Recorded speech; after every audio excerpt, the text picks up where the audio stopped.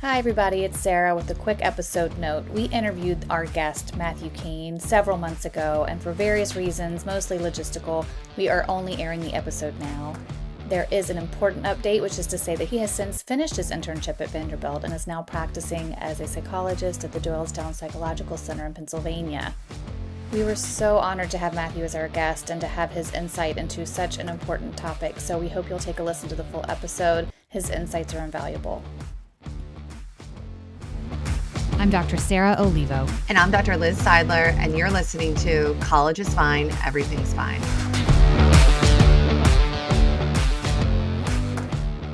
Right. Hello, everybody. We are so excited to have someone who is coming to us from Vanderbilt University. He's going to tell you a little bit about why he's there. We have first-time author Matthew Kane. Well, Sarah, thank you for having me here. Yeah, so I'm a doctoral candidate enrolled at the University of Kansas doing my PhD in counseling psychology.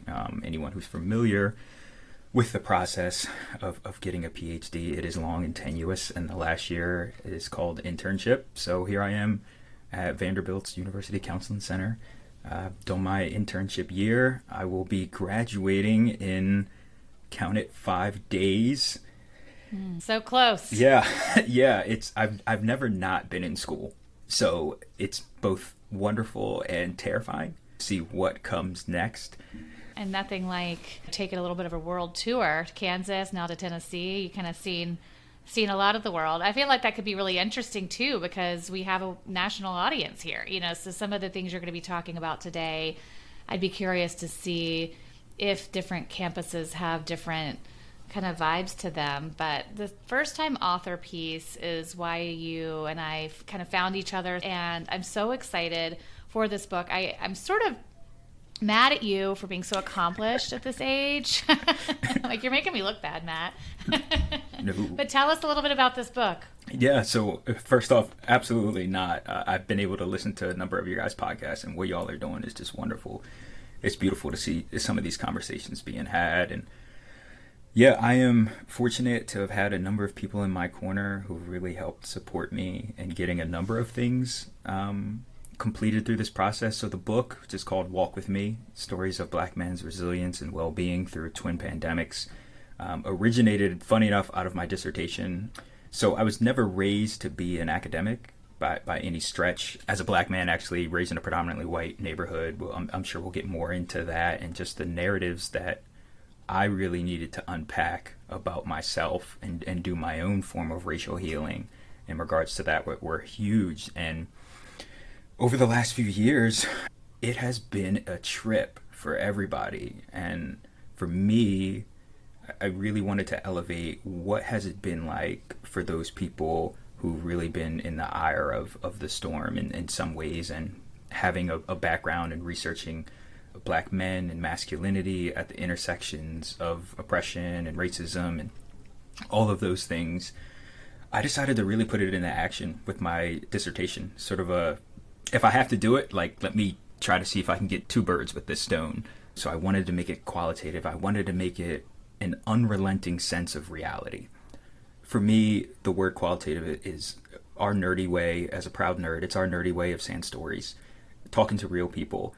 And that's what I wanted to do. What I was afraid of doing was creating a dissertation that was a book, that was about other books, that was about other books, because it felt like in that time period, really between 2016 and 2022, but especially during, when the COVID-19 pandemic began, I thought it was really important for us to elevate the stories of people. And for me, one, I'm a black man, so it was really close to home, and I had the privilege of being able to elevate certain voices. So the book in and of itself, I like to think is well researched. I speak to different black men from varying age groups across the country who come from different backgrounds and have different identities, and hear their stories of, as you said, what I call the twin pandemic of COVID-19 and social injustice that's really been here since the inception of America, and was made that much more palpable in the last few years as the world slowed down.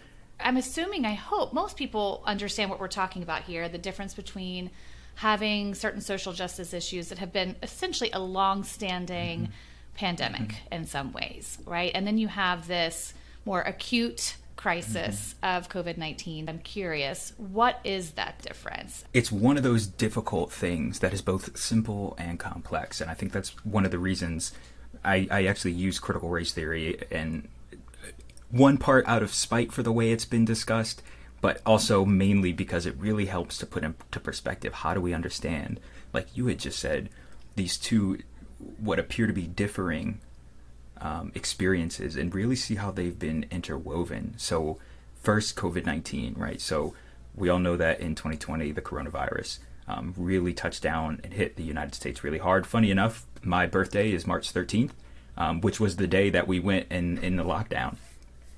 So I will never... Happy birthday right. to you. I was lucky enough, me and some friends just got back from, we took a road trip out to Denver.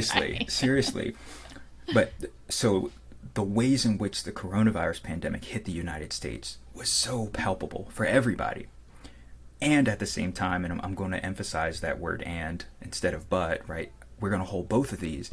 It impacted all of the United States, and Black Americans, and for the sake of this book, Black men, were heavily at the ire of the storm. So they're dying at 3 times the rate. They were less likely to get vaccinated. They were having harder times even getting access to vaccines. So when people look at that and they're like, oh, well, why are these things happening? What's going on with these statistics? What's the differences here? Well, when we look at the history of it, it all makes sense. Right? And that's how the COVID-19 pandemic begins to transition into the social injustice pandemic. For example, Sarah, I'm sure you already know the story of Tuskegee. I also mentioned that in the book for anyone who's not familiar. Definitely go check that out. But stories like that have been passed down in terms of not trusting the healthcare fields, because that was a government endeavor. So now there's a lot of Black Americans, a lot of Black men who are like, I'm not going to get anything because I don't trust what you're going to be putting in my body. That's just as one thing.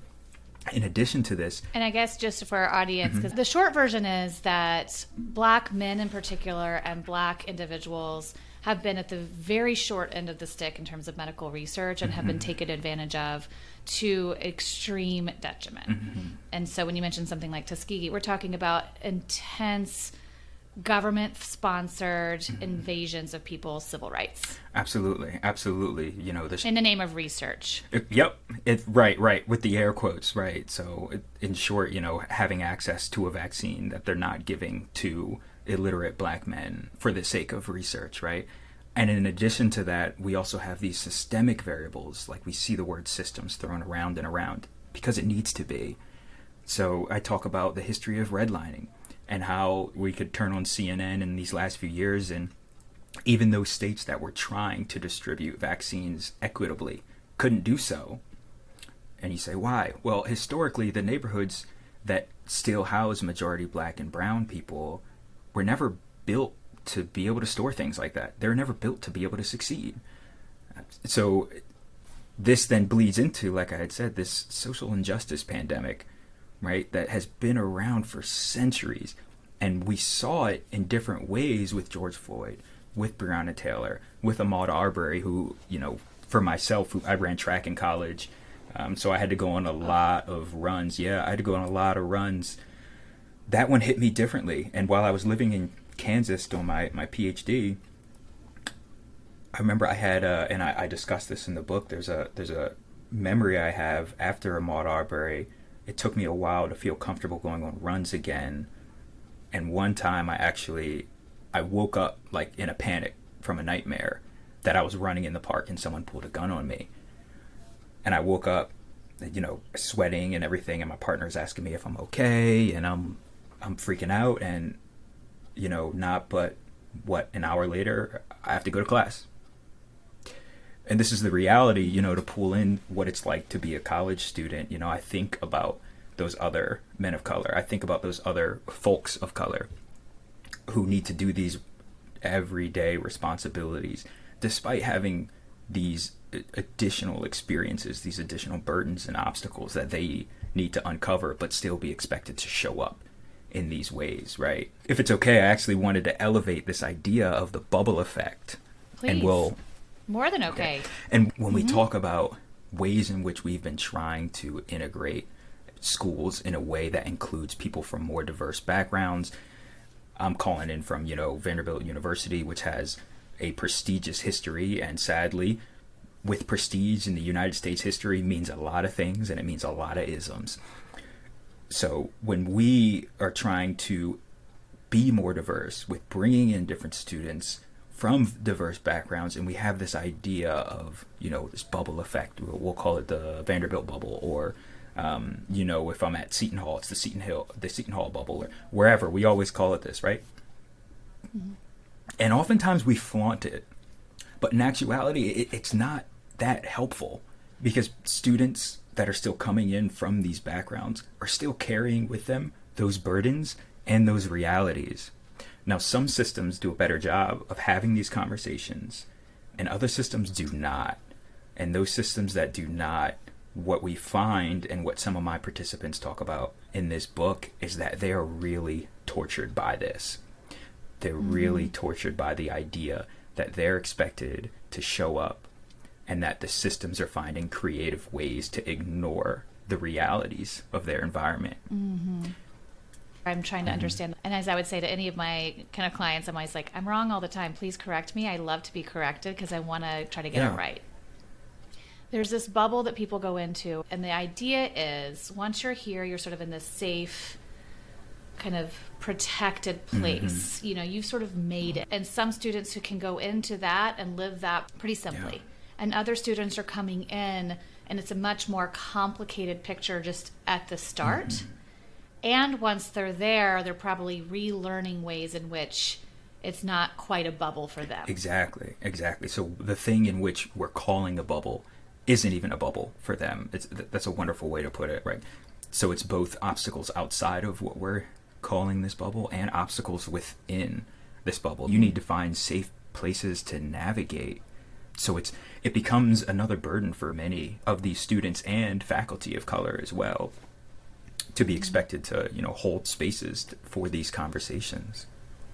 I guess we're in this moment specifically talking about colleges, but obviously this is not that's not the only place. But I do think it's this transitional time when you're leaving the place that you know the most, for better and for worse, and going into another place and having to have your eyes opened a bit more to differences in how people live, eyes being open to different things, to your point, kind of moving to a different place and seeing like, oh, this is kind of here without even people being bothered. This maybe would be not there or hidden in some other places. What's going on? All right, so there's a big problem. The people, if they are trying to get it right? What are some things that could start to either have those conversations be more available? Where as a system do we need to do better? But I think for the people who are we're talking to, really, they want help today, and the bigger advocacy work takes time. Unfortunately, it takes a long time. So what are the things that colleges, professors, parents of college students, right, the ones who could say, hey, how can we help doing more? And then until that starts to happen, what have you seen people be able to do today? Are there some practical guidelines for, hey, here's how to feel like you've got some sort of base of support, or here's how to make sure you're protected, that your mind and your body are protected as much as you can? So thank you for breaking that out in a micro and macro level. To start with the large, there's two things that come to mind. One is education. How are we actually going about forms of critical education for understanding? And I mean, we've seen this continued in the news, right? What was it? Something in Florida just passed where they didn't want to teach AP African American history, right? The history of Black Americans in this country is absolutely brilliant and beautiful. And it's absolutely hard for people to stomach at times. This is our beautiful reality. It is what we need to be educating our students on. Because for me, for example, I don't have kids, but I wish I got to learn more about what people like me did when I was growing up or when I went to undergrad. Because they did super things, absolutely super things. But because of the insecurity of those people in power, white people, I don't get to be able to hear the stories of my people So that's bullshit. So we gotta, that's bullshit. so number one, we need to stop pussyfooting around with what is and is not allowed to be learned in these schools in forms of education. Second is investment, because, and this goes to both these points, there is no quick and easy fix to these things. And at the same time, what we need to do is show genuine investment in these topics. Maybe some other college students can resonate with this. I've been the member of a number of different committees and organizations, some of which have been DEI committees. If I didn't know any better, I would think that those DEI committees were completely gilded. And this speaks heavily to the idea that things don't change until the people in power think that they can somehow benefit from change. So these DEI committees are gilded. They look nice from the outside. We get to put it on our website and tell people we have this. We have X, Y, and Z faculty. We have students on these things as well. But it doesn't matter, because any amount of creative brilliance is stifled by a lack of investment in the actual committee. So it doesn't matter how creative you are, you have no money. It doesn't matter how many problems you can solve, you have no power. So they become more figurehead committees. So the genuine investment in different aspects of DEI work is absolutely necessary, because in the actuality, aspects of this are abundantly present in every fabric of our society. So the very fact that we even need to have something dedicated towards it lets us know that we aren't even close to being able to highlight all aspects of it within the fabric of our systems. So those are the two things when it comes to more of the longitudinal systemic pieces that come to mind. Now, what I'd like to share are some of the strategies that some of the men in the book discussed. And one, which I heavily resonate with, I'm actually a big anime nerd. Shout out to any of my fellow anime heads out there. My son likes Naruto, but he's only 11. That's probably like baby. Oh, no, Naruto. So I grew up on Naruto. Yeah. I love it.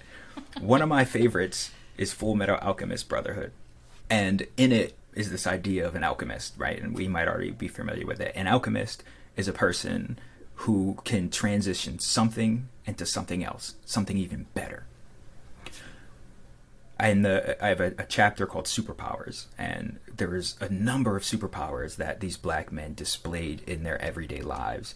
One of it I called being an alchemist, able to transition negative situations, negative encounters into something more positive, not only for themselves, but often for people around them. I thought that was beautiful. Now, it doesn't mean to say that, when you're faced with obstacles, you just need to pick yourself up by your bootstraps, be gritty, and everything's going to be okay. That's not the idea here. Right. We actually just had an author come on to talk about toxic resilience, right? When that's just sort of the expectation of, oh, just take this hardship and you must be resilient with it. And that just really invalidates the person who's had to persevere. So much. So we're seeing a lot more clinicians do this necessary work of what does it mean for us to be able to take off the cape. Right? For me, it's not just about taking off the cape. I want to be able to have the autonomy and agency to put it on when I want to. And it's like I said, I have ancestors who had superpowers. I have wonderful blood that courses through my veins that allows me to be able to do these things. And at the same time, I want to put it on when I want to put it on. Not because, some situation demands it or X, Y, and Z says I have to. So that's one of those strategies that we had seen. We also saw people really getting immersed in education as a way to arm themselves and find safety. But I also want to elevate again the balance here, because doing things like, using your superpowers or doing things like getting educated in different ways can be super filling, and it can also be hurtful in other ways. So what does it mean to find that balance? I had one of the guys in here say yeah, I can do all these things, but sometimes I just want to wake up, go to work, come home, eat a steak, and go to bed. I just want to relax. And that's absolutely one of the strategies that we've seen. So we're reminding ourselves that we have the abilities to do these great things, and it is not an expectation that we have to do these great things. Some people that I spoke to found time to just go listen to music in their bedroom, especially if, particularly around like Ahmaud Arbery or George Floyd and Breonna Taylor. Mm-hmm. Nobody wanted to go out on walks, or nobody. There's people afraid of catching COVID, so they didn't want to go on walks, so they wanted to listen to music in the room. There were some black men who created spaces where other black men could come together and just ask, like, hey, is everything all right? They would just check in. They would shoot the shit. Whatever it was they needed in those spaces. Mm-hmm. Some found ways to be physically active, getting their mind, body, and spirit engaged in some form of workout, or a spiritual practice. So there's a plethora of ways in which people use their creativity to cope. So my recommendation for people is to ask ourselves, like, what are the things that I enjoy doing, that give me life, that fill my cup up? And when do I need to be able to allow myself the grace to do these things? And how can I continually practice that? Because you don't always have to be super, like I said. I'm just nodding and taking it in. I've gotten chills. I completely agree. The expectation that you have to always be, wearing your cape, advocating, teaching others, it's too big a burden. Yeah. Can I tell you a story? Yes. I worked at University of Kansas College Counseling Center, mm-hmm. and pandemic's in full swing. So I'm seeing clients virtually, and like, I don't have an office. So I'm seeing clients in my bedroom. I got to pull out the foldable chair and everything. I'm staring at my own bed all day, which is so hard. So hard. You're taking me back, yeah. Matt. I mean, you talk about difficult. Like, oh, don't lay in it, Matt. Don't lay in it. Oh, I know. And I was trying to be mindful of like what was happening in the news. One, as a therapist, I think it's integral to our work to be mindful of the different current events that are happening. And just one day, I got so tired. So tired. You could say it was putting the cape on or whatever it was. I took it off. I closed mm-hmm. the laptop. I walked out of my bedroom. We had this stereo in my house, and I hooked my phone up to the stereo. And I have this old school music playlist. And I just hit play. I think the first song I played was James Brown's The Payback. Ooh. Oh yeah. It was like, I can hear it in my head. 5:00. The day is done. I was so tired of the ways in which black people were being spoken about on news networks. Some were being tokenized in ways to justify racism. I popped the bottle, I think it was like Apothic Red or something, and just started dancing. And that was my moment of solace right there. I am grateful every day for music and how much it got people through. I think it would be really cool to have almost either an episode or some sort of discussion where we all pick a few of the songs that got us through and made a playlist, right? I don't know if you'd ever consider sharing some of that with our listeners, but like, what are your songs where you really need to just take the cape off and dance, or take the cape off and scream, or, and just any of those things. Like, I think we all have something that says this is just about no one else but what I need right now, and to share the wealth. So maybe I'll put a link to the playback in our show notes. Absolutely. To your question, I will listen to almost any kind of music. If you want to turn on some oldies, give me some of that James Brown. I have Forget Me Nots going on there as well. I'm actually a big Fleetwood Mac fan too. Mm-hmm. So gotta add my Lionel Richie. Gotta add my Al Green, The Temptations, Gladys Knight and the Pips.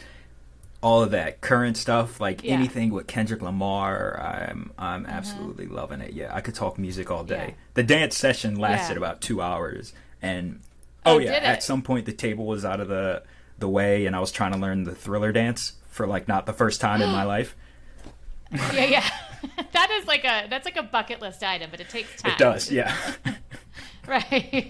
So I love how you're like, I'm a graduate student, I'm writing a book, I'm doing my dissertation, but by the way, my biggest accomplishment is I finally learned the Thriller dance. Oh yeah, that goes on the resume for sure.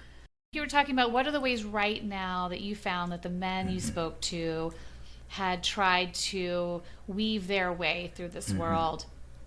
And you mentioned education. I was thinking, is that just about going to a higher university? Is that also about, educating yourself? I always think about things in terms of going deep and also going wide, right? So there's education going deep, kind of getting into a subject, becoming an expert or getting a degree in it. But there also might be going wide, sort of seeing a wider range of resources out there. So you talked about maybe going deep in the education world. Are there other ways where the people you spoke to kind of went wide and found other resources outside of just a degree or a class? Absolutely. I'm thinking of the proverb, the student arrives when the teacher is ready. There are so many ways for us to find forms of education. Now, I want to add the caveat because, during this time, before and after this period of time, it can be difficult, particularly for folks of color, to open themselves up to different forms of media or information, because sometimes we need to be more mindful of our safety. When we do find places and spaces or people where we're able to share in that with comfortability, allowing ourselves to be humbled by the brilliance that the world has to offer. I know that's super vague. I'm sorry. So I practice Zen Buddhism, and at the core of our practice is what we call this don't know mind. It's a continual reminder that we just don't know, and that we're just continuing to try and find it. Each and every time there's something for us to find. So there were some of these men who were talking about forming relationships with people who had differing opinions than them, when they were comfortable to have conversations with them, or having communities of people who had similar backgrounds and learning from their stories. So this formalized education, we'll call it, is not by any means the only way for us to get educated. There are so many different things that we can do. It doesn't even necessarily have to be reading books, but just living life with an open and curious enough mind to be able to absorb these different topics and to hear what we say, the sounds of the world, the experiences of other people. We talk about beginner's mind a lot. It's the same idea. It's the same concept. I like the idea of don't know mind, though, because it's sort of like, well, that is a much better, easier way of saying the same thing. Just going in and not assuming you have the answer, that you're not the only person who understands the truth of a situation, and to start to be open and curious. So I was named after my parents' favorite chapter in the Bible, Matthew. And in Matthew, he says, become again as a child. This is the same idea. Continue to look with unbridled curiosity of not knowing. Matt, we're getting to a place where I'm realizing I could just talk to you all day. And I'm not saying that. I mean, I really do mean that. So that said, I know that your time is valuable and you have so many more things to do as you count down to that 5 days to graduation. But I cannot thank you enough for coming on the podcast and sharing this really important message. Your book, Walk With Me, we will make sure to have in the show notes. I got a few more ideas coming down the pipeline. My hope is to continue to inspire. I'm not surprised. Thank you. Thank you to our guests for sharing their stories and their advice. This podcast is for college students, and we want input by college students, so please reach out by text, email, or voice memo to collegesfinepodcast@gmail.com or 929-500-2231. Tell us your story, give us tips on topics you'd like to hear, or give us feedback about an episode. Follow us on TikTok and Instagram at Colleges Fine Podcast for episode announcements and resources. And last but not least, if you enjoyed today's episode, please subscribe to the podcast. Every hit of that plus button helps us keep going.